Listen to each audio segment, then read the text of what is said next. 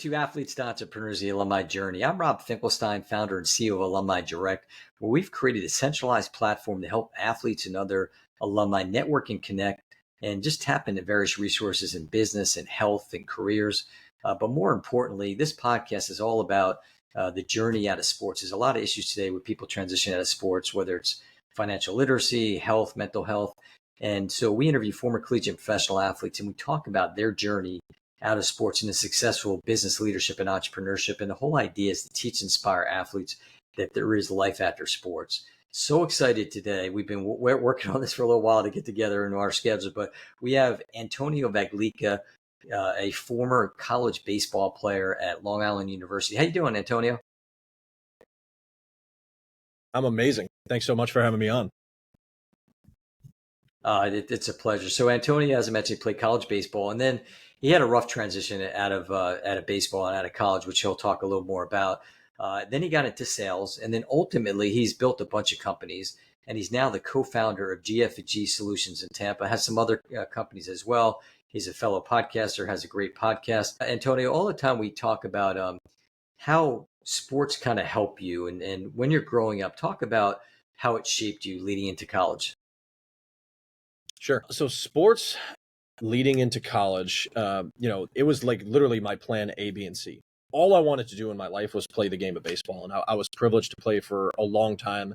I'm from New York, went to an all-boys boarding school in North Carolina to finish out the last 2 years of high school to get exposure down south. Ended up having a very successful career there, won North Carolina Player of the Year the 2 years that I was there. Got recruited to play at a school, a Division I school, University of South Carolina Upstate, where I was able to start as a freshman.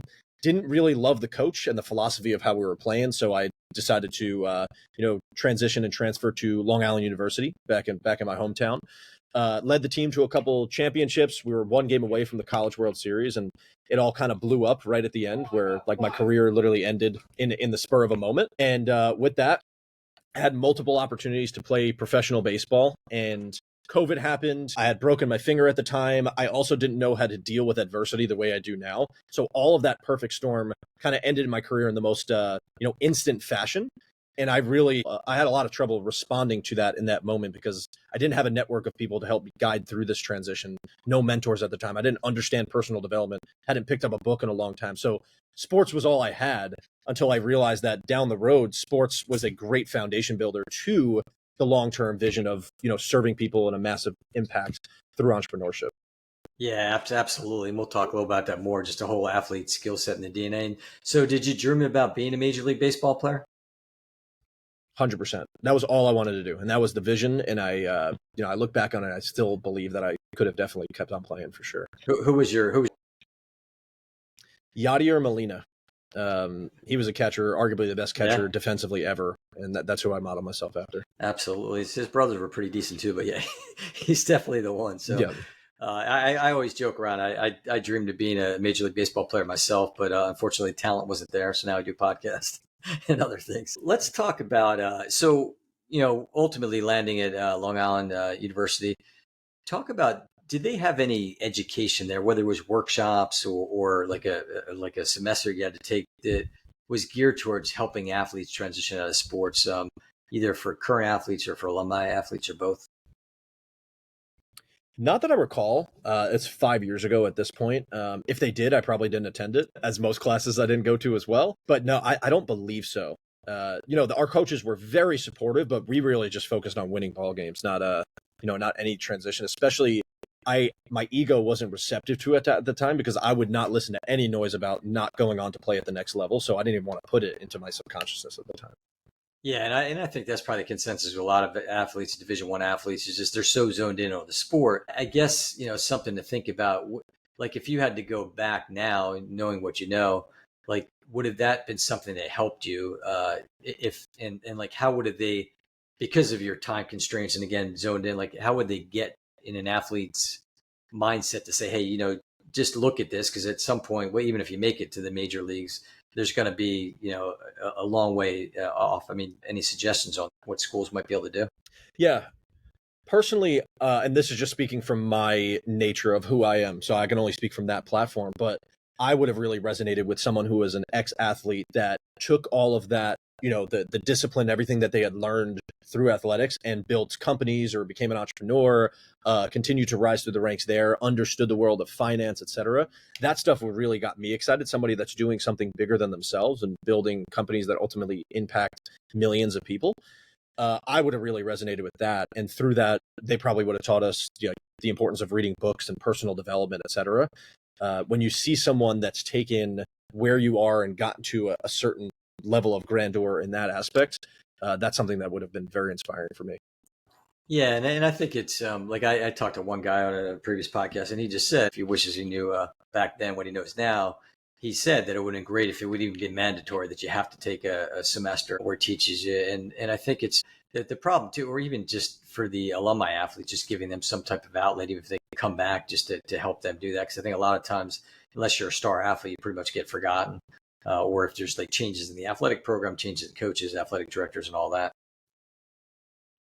Yep, totally. Our senior year was also wild because they had announced that they were merging with the Division I program, Long Island University in Brooklyn.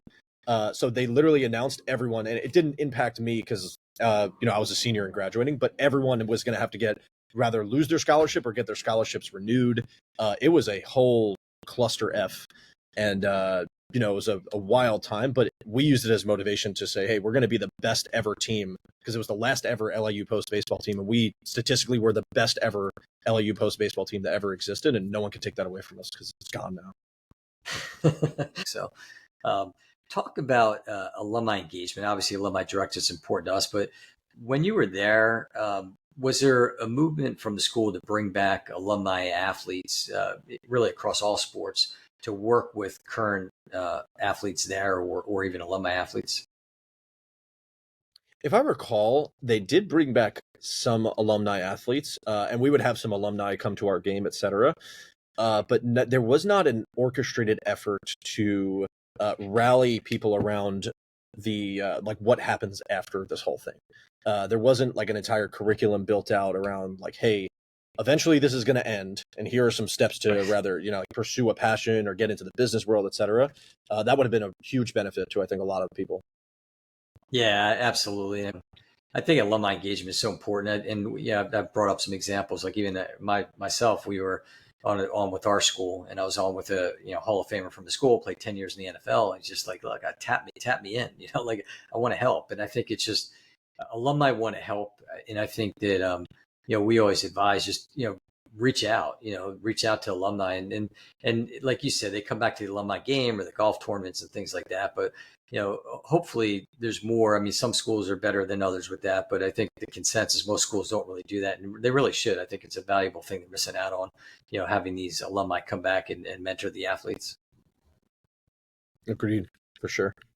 Yeah. So let's talk about networking, connecting. That's kind of how we met through that. It's very powerful. Talk about the importance of it, especially while you're still playing. Yeah. So networking is literally the entire reason as to why I've gotten to where I am, and I don't claim to be anywhere at some grandeur level or anything, but we're continuing to build. And I go one beyond networking, because networking sometimes is just like, hey, we meet and we always like. What I don't like is the networking events that everyone just comes in and randomly tries to sell each other on their services. I look at it more of like collaborating and how can we merge ecosystems instead of just networking. So how can we merge to have our communities meet for the benefit of everyone, and our set service base or whatever that looks like, instead of us just trying to one-on-one collaborate, because now 1+1 equals multiple instead of just two. So the way that we've gone about it was, I didn't like consciously network in college, but I realized that I was building a lot of skills, just like networking with even the umpires and, other baseball players, et cetera, and building brand there. But then once we were out, when we started this podcasting is one of the best ways to rapidly network, because you're creating a shared experience between two people in a way that is not a high pressure scenario where no one's trying to sell anyone on anything. Like you're simply giving somebody a platform to share their story. And now you know so much about them. And when people are able to talk about themselves, people love to talk about themselves. So you're creating this emotional rapport already. And then over time, as the vibe continues to grow, relationship capital gets built, and then mutually beneficial things just end up happening, organically. And we were just started podcasting over the last 5 years. We've done it 5 times a week for 5 years straight.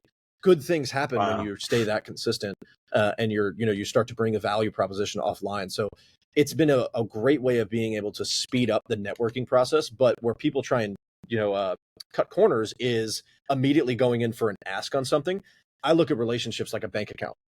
Most people try and withdraw from an empty bank account. I'm depositing, sometimes over depositing, where it's almost like radical giving. And eventually people just organically ask, like, how can I serve? And I purposely still don't ask for anything, but the karmic laws of the universe just end up having really great things that happen from it. So that's my version of networking, what I believe to be. Yeah, I love that. I'm glad you said that, because I'm the same way. I mean, I'm all about paying it forward. And, it's not, I think people need to approach it not what's in it for them, but how can they help others? And to your point, the karma and everything else, I think it definitely comes back, and they'll see it. And the other thing too, just even the relevancy while you're still, playing sports. I was talking to one agent. He just said a lot of times athletes are playing, and even taking it to the professional level, and they're not focusing or concentrating on that. Obviously they're concentrating on it, but they're not looking at connecting and networking and big picture. And what happens when they get done, then they're just expecting to get, okay, I'm going to get this $100,000 6-figure sales job, and it's going to fall right in my lap. But they haven't made those connections, and it's not something that's just going to come. So it's definitely, to Antonio's point, for sure, look at giving back and helping others, number one, and then because you played growing up a lot, I'm sure travel baseball, that other stuff. Were you looking at any of that stuff back then? I mean, just, whether it's the parents of your friends or athletes or just coaches, did you kind of tap into that at all, or afterwards? Transparently, no.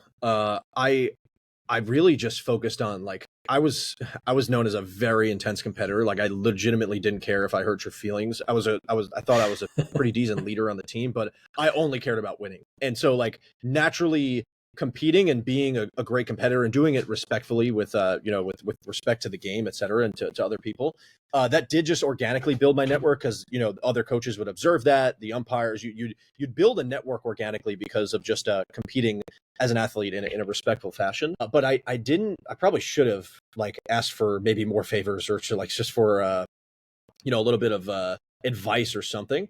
When I got into sales, I started contacting some people, and I got denied and rejected a lot from previous coaches or friends, athletes, teammates, etc. But that's okay. I definitely should have came in from a perspective of just asking for advice and not trying to sell any service or anything like that. But yeah, I did not consciously make an effort to network in the beginning until I realized how powerful it was as we started to go down this path of the podcast and building a virtual business. Yeah, it makes sense. So this is, I always, I've been doing it for a while now, but it kind of came up, like, everybody always has those questions that they ask. And so my first question to you is, what advice would you give to freshman Antonio in college? It's not about you. That's what I would say. Since then, I've really dove deep into my faith as well, and tried to understand who I am in my faith. And really just giving it all up to God and letting go. And for me, I thought a lot of it was about me and my statistics, and am I performing or not? And really what I started to learn was, when you look at it for the greater good, and you look at it from a perspective of, how can I be selfishly selfless? First, fill up my cup so that I can be what I consider like an egotistical utilitarian. So for the purposes of everyone, I'm taking care of myself so that I can pour into a multitude of people. And another thing that I would have talked about was leading by example, as opposed to just leading through your position. Hey, just because you're deemed the captain of the team does not mean that you don't have to be in the front lines leading the team at all times and working twice as hard. So that's something that I would have told to my freshman self, and then supplemented with that of, pick up some books, read some personal development stuff, understand mindset work, and then, how money works as well, because that's something that they never teach you in college.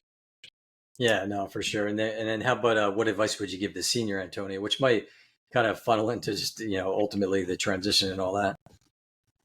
Sure. Senior Antonio, I would have said, keep playing. I think what I would have said to senior Antonio was, when you're in a position where you're the best guy in the team, you need to get around people who are also the best guys on their team, or else there's a cap to how much you can grow. And I was working really hard and training every day, multiple times a day. But when you want to get to the elite level, that's just the baseline of what everyone's doing. And so I thought that I was doing enough. But when you go from amateur to professional, I didn't fully understand what the world of a true professional looks like. So I probably would have said to read the book The War of Art by Stephen Pressfield.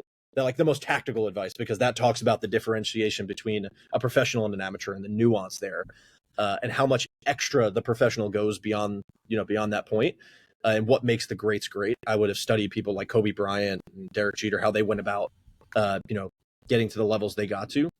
That's what I would have said to senior Antonio, because I still look back and would have loved to play baseball continuously. I love the game and I wanted to still play. Talk about, again, some of the books and things like that you recommended. Sure. Yeah. The War of Art by Stephen Pressfield talks about this concept of resistance and, how to push past resistance and learn to love the resistance that comes along with, just naturally failure in life.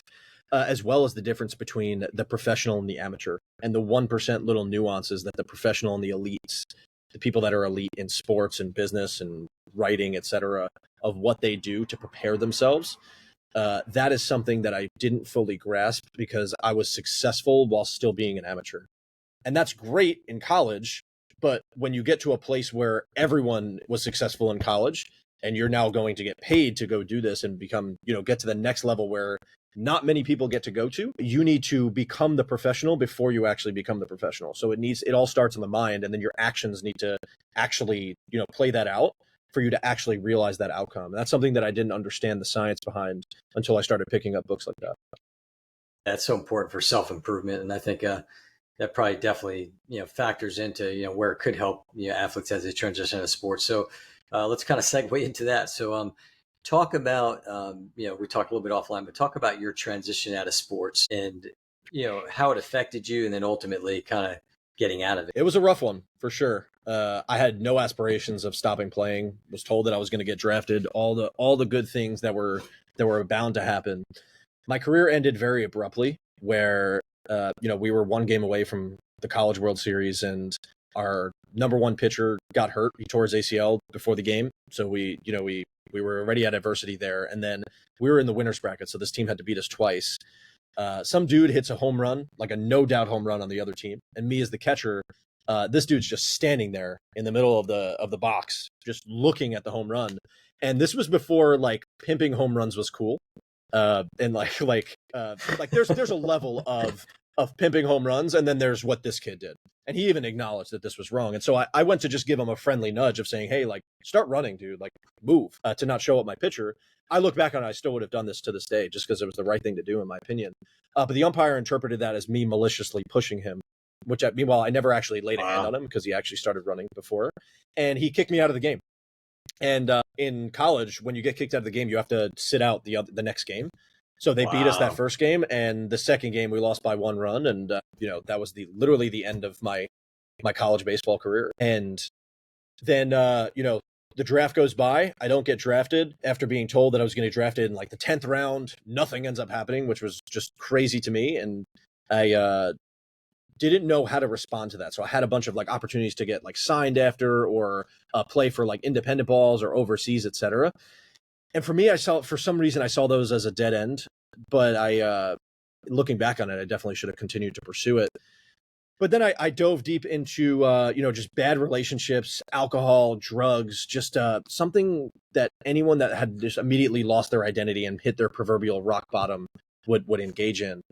And 6 months go by, and I had no idea what I was doing with my life until I met, some awesome people in the world of entrepreneurship, some mentors that taught me the importance of personal development, found God, really started to understand why I was put here. It wasn't to play baseball. It was to serve people on a massive scale. And baseball served as the vehicle for that for a while.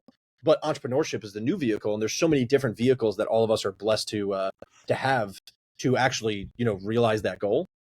So once I started to understand that, I was able to pick my momentum back up and become consistent and just look to win on a small basis every single day. And it's compounded some pretty awesome things. That's great. Yeah, it's hard. And like you said, you identified yourself as, you're the baseball player. And I mean, I talk about this all the time, whether it's, I was a runner or somebody's a swimmer, and they look at themselves as the athlete and just not realizing it's so much more. I went to this most recent example. I was at over the summer here. I went out to Field of Dreams, and the one scene that always resonates with me was when here's this kid, the doctor, who then at that time he was the kid, and he wanted to play. All he wanted to do was play baseball and play against Shoeless Joe and all that, and he got his opportunity in Field of Dreams. But when the girl fell and was needed that doctoral help, he jumped aside, and it kind of thinks about that. There's so much more that you have to give when your career is over. So just don't just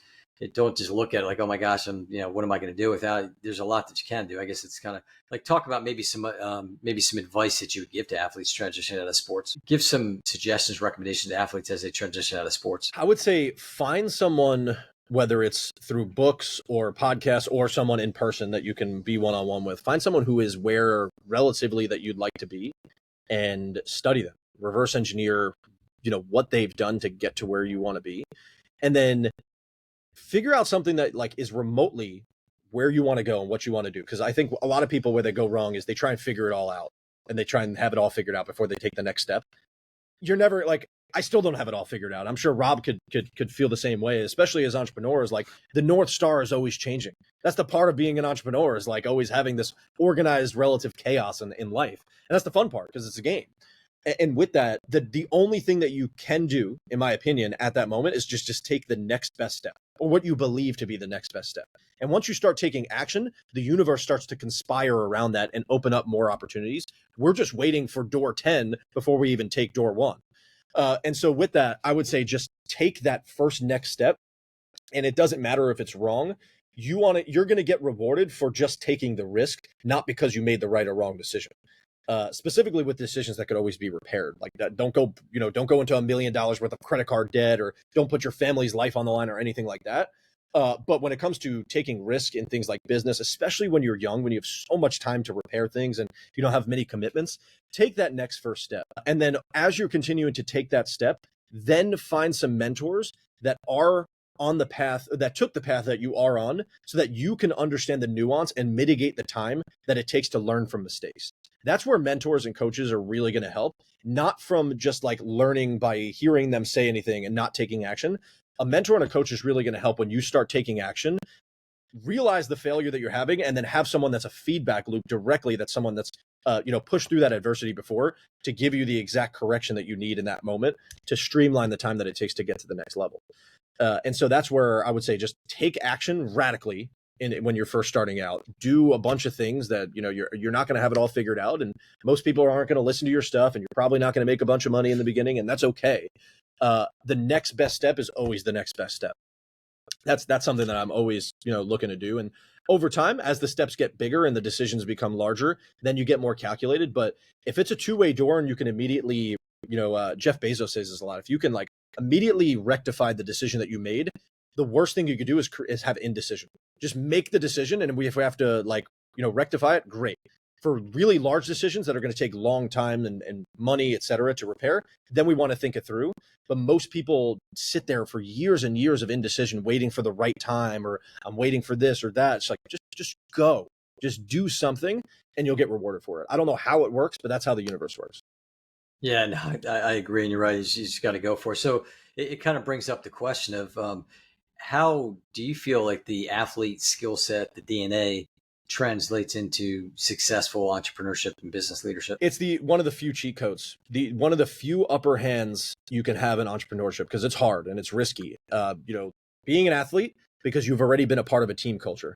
Being a high performing athlete and starting at the bottom of a corporate ladder, they're like oil and water. They don't go together, because at the bottom of the corporate ladder, like everyone's just trying to race up to the top and compete against each other. But like we need a common vision and a goal and a team and teamwork and discipline. That's where entrepreneurship, I think, is an awesome version of that. That's the closest thing that you can get towards the locker room feel or sports, because there's metrics. We can win. We can actually win or lose. There's a scoreboard here, and we can simulate what it looks like to be in a team environment. And that's why I love entrepreneurship so much, is because it's exactly the same thing as sports, just in the business world. So being an athlete and learning the discipline and the teamwork that it takes, and how to not just focus on your own single statistics and lead a team is a huge upper hand when it comes to self-employment or entrepreneurship. Yeah, no doubt. And I mean, it was just, I was talking to one time too, and people want to hire athletes. Like even like you said, I mean, in the corporate world, I mean, the entrepreneurship, is ideal in that skill set. But even in the corporate world, with like sales is a big thing. Obviously, is people want to hire athletes. And like I was talking to one guy on another podcast, and he was CEO of a couple. He worked his way up. He played college football, worked his way up, CEO of a couple Fortune 500 companies. But he just implored athletes, like, just you're not done. Like when you're finished with your career, take everything that you've learned, everything that Antonio just mentioned, and put it into your next gig in life, so to speak. We need to encourage it. So let's talk about now. So you've transitioned out, you got into sales, which you started having success. So what kind of what drew you to entrepreneurship, which you might kind of just answer a little bit there, but what drew you to that, and then just talk about some of the things that you're doing today. Yeah. So for me, I just knew that I couldn't work for someone. I just personally knew it. Not to say that it's a bad thing, because I think being in rather like corporate sales, or just being in the corporate world could work for a lot of people. For me, I knew immediately that it wasn't going to work, and just like having to answer to someone that I knew I was eventually going to outwork. I just needed to go figure it out on my own. At least at the time, my ego wanted that. And it ended up being the right decision. So for me, I started in the world of sales and financial services, which was a good start because you're more self-employed than a business owner. You're in business for yourself, but not by yourself. So when I was 23, I started selling life insurance specifically. And probably the hardest thing you could ever do is sell life insurance when you're 23 years old, or be in financial services, because you're trying to tell people about how to manage their finances when you have $500 in your bank account. So there's like this massive level of imposter syndrome where I never took the fake it till you make it approach, but there's a level of like inauthenticity where like I know these things in theory, but I can't practice them because I'm too broke. And so with that, I just started to really pound the pavement, calling friends and family, everything that I could possibly do to build a brand. Organically just burned a lot of bridges because people were tired of hearing from me. I was just relentless. And with that, that just helped transpire into building a solid business. Then we started the podcast because my business partner and I, we went to the same boarding school together, stayed in touch. He played football, I played baseball. He got into financial services too. He has a similar story to mine. And we both started in the same industry, but with different companies. So our way of staying together was like, hey, let's start this podcast and talk about being 23 and not knowing how to navigate this world.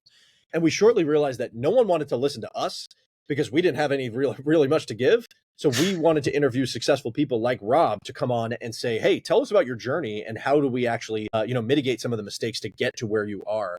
And selfishly, we were able to ask a bunch of questions that we wanted answered because we couldn't afford the mentorship at the time. And so with that, we started to implement everything that these people were saying. They were like personal therapy sessions for us that we were just releasing to our community, and eventually got valuable enough and skillful enough to bring our value proposition offline to these people. That resulted in significant amounts of partnerships and client relationships, just really good networking. We send gifts to every single person that's coming on. We're building massive relationships, referring a lot of business. When you do it 5 times a week for 5 years, really good things happen. I would say about a year and a half in, COVID really put fuel on the fire for this. So it was a blessing in our opinion, just because of the way that we were already set up virtually. But with that, we were able to quit our jobs, and we launched a bunch of affiliate partnerships and started an agency together, still under the umbrella of financial services. And we're able to get about organically 1,000 to 2,000 leads a month just from affiliate marketing, relationships that we created through our podcast. And so while our podcast wasn't getting 1 million downloads, we were making millions of dollars just from all the relationships that we were building on the podcast. So that's something that I want people to really understand, is that it's not always the platform that you're using that's going to go viral, and you're not going to become a famous TikTok person or make millions of dollars from the affiliate revenue in your podcast and sponsorship deals, et cetera. But all of the great things that happen offline, and the partnerships that happen organically, and the belly-to-belly meetings face-to-face and things like that, those are really great ways to build a business. And having a podcast is better than not, in my opinion. So with that, that led to building out that agency model. Became very profitable. It was great. I ended up moving to Florida in the interim. We built a really good business, but eventually we got tired of having to sell a specific product to get paid. If anyone's ever been approached by a financial advisor before, they're going to give you all this, great advice, but then eventually they have to sell you on an insurance product or an investment product to make money. And products have their place, but I wanted to give advice to entrepreneurs for the actual advice sake only. And that's what I wanted to do. And over time, we have the platform to implement products when need be. But I wanted to lead with advice because as an entrepreneur, I wanted to mitigate the stupid tax that most people pay by having mediocre professionals that are giving them advice based on how the professionals get paid, not based on what's actually the best for the entrepreneur. So we sold our business and started a consulting platform that operates as, if anyone's familiar with how a family office operates, it operates as a fractional family office for business owners doing anywhere between, I would say, 2 to 50 million of revenue. It sounds like a wide range, but those, in that revenue range, most people have the same exact pain points. It's sometimes just magnified when it comes to more revenue. Those people don't have the net worth requirements to have, an in-house family office that's going to cost you $500,000 a year to maintain, of lawyers, accountants, advisors, etc. But they need all of their professionals in alignment so that they can build wealth one time and not have to, lose it all because they, ended up having a massive tax bill or invested improperly, etc. We want to create solutions that are all around your best rate of return, which is your business and yourself. So that's kind of what we did. And since then, we've sparked a bunch of different portfolio companies that are alternative solutions for the service-based business owner in that realm. So kind of where we're at today. Very interesting. And how do people find GFG Solutions? So the website's currently under construction. So I honestly wouldn't even go to the website because it's not even exactly what we do. For some reason, it says like we do like bookkeeping and payroll and stuff like that. That's actually not what we do. So that's under construction. My personal website is AntonioVaglica.com. Antonio Vaglica Jr. is my Instagram, very active on there. I would say that's probably the easiest way to go about it. You can hit me up on LinkedIn, etc. We're all over the place when it comes to podcasting platforms, social media, etc. That's great. This has been really informative, and definitely want to hear more. People need to reach out to Antonio. Like you said, go out to his website and definitely check out the podcast. I'm looking forward to. I have not seen it yet or heard it. Is it on YouTube too, or is it more of an audio podcast? Yep, just audio for now. Right. Okay. Yeah. Well, I mean, when you're doing, it's hard to comprehend. I mean, I think I hit my 100th episode, like a couple months back, and I was like, it's pretty good. But like when you do 5 a week, I mean, it's a lot, for sure. So you can find us at alumnidirect.com, and you can find the podcast. We are on our Alumni Direct YouTube channel, as well as across on different podcast networks, Spotify, etc.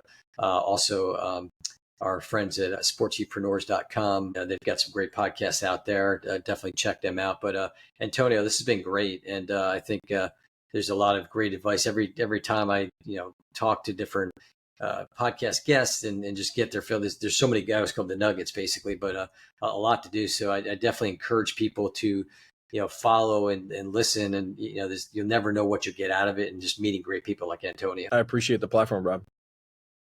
Yeah, well, thank you, and it was great, everybody, and we'll see you on the next episode.